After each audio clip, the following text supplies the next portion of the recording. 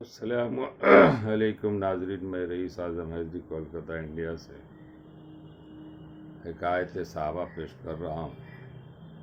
حضور اکرم صلی اللہ علیہ وسلم کے طائف کے سفر کا قصہ۔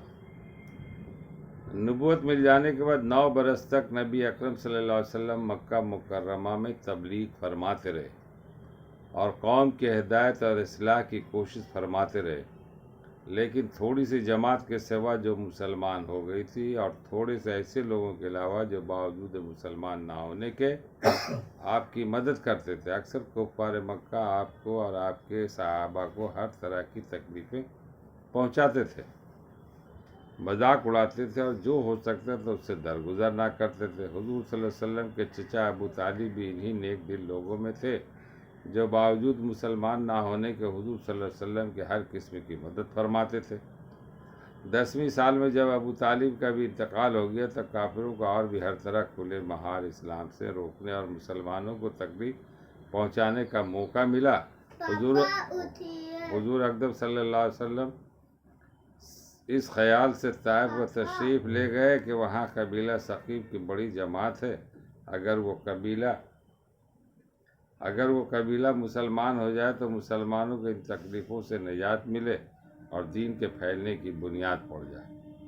وہاں پہنچ کر قبیلہ کے 3 سرداروں سے جو بڑے درجے کے سمجھا جاتے تھے گفتگو فرمائی اور اللہ کے دین کی طرف بلایا اور اللہ کے رسول کی یعنی اپنی مدد کی طرف متوجہ کیا، مگر ان لوگوں نے بجائے اس کے کہ دین کی بات کو قبول کرتے یا کم سے کم عرب کی مشہور مہان نوازی کے لحاظ سے ایک ناوارد مہمان کی خاطر مدارت کرتے، صاف جواب دے دیا اور نہایت بے رخی اور بد اخلاقی سے پیش آئے۔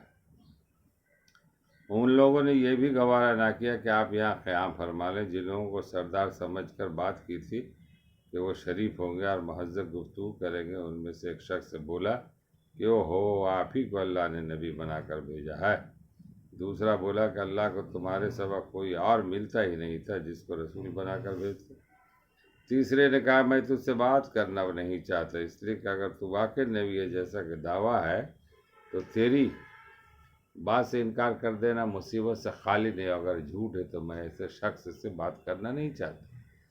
اس کے بعد ان لوگوں سے نا امید ہو کر حضور اکرم صلی اللہ علیہ وسلم نے اور لوگوں سے بات کرنے کا ارادہ فرمایا کہ آپ تو ہمت اور استقلال کے پہاڑ تھے، مگر کسی نے بھی قبول نہ کیا، بلکہ بجائے قبول کرنے کے حضور صلی اللہ علیہ وسلم سے کہا کہ ہمارے شہر سے فوراً نکل جاؤ اور جہاں تمہاری چاہت کی جگہ وہاں چلے جاؤ۔ حضور اکرم صلی اللہ علیہ وسلم جب ان سے بالکل مایوس ہو کر واپس ہونے لگے تو ان لوگوں نے شہر کے لڑکوں کو پیچھے لگا دیا کہ آپ کا مذاق اڑائے، تالیاں پیٹے، پتھر مارے، حتیٰ کہ آپ کے دونوں جوتے خون کے جاری ہونے سے رنگین ہو گئے۔ حضور اکرم صلی اللہ علیہ وسلم اسی حالت میں واپس آئے۔ جب راستہ میں ایک جگہ ان شریروں سے اطمینان تو حضور صلی اللہ علیہ وسلم نے یہ دعا مانگی، اللہ تعالی ہم لوگوں کو پڑھنے اور سننے سے زیادہ عمل کرنے کی توفیق عطا فرمائے۔ ہمارے حضور صلی اللہ علیہ وسلم کتنی مصیبتیں تکلیفیں جھیلی دین کو پھیلانے کی، اور ہم لوگ دین کے ایک طرح سے مذاق اڑا رہے، دین کی باتوں پہ عمل نہیں کر پا رہے۔ مذاق کیوں اڑانا ہے؟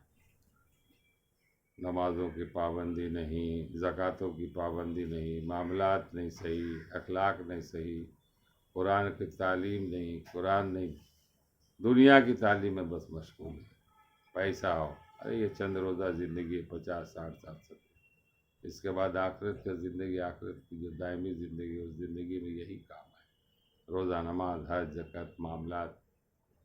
آج ہر لوگ حسد، جلن، کینہ، کپٹ میں پڑے ہوئے ہیں اور بس سوچ رہے کہ یہی میری زندگی شایان شان کی زندگی گزارنا چاہتے ہیں۔ اچھا مکان بنا لیا، اچھا لباس پہنا، اچھی گاڑی لے لیا، اور یہ کامیابی نہیں ہے بھائی، اس میں بہت خسارے میں آ جانے والے معاملات۔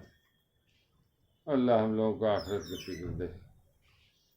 اس ویڈیو کو دور دور تک پھیلائیں اور یہ بھی ایک صدقہ جاری ہے۔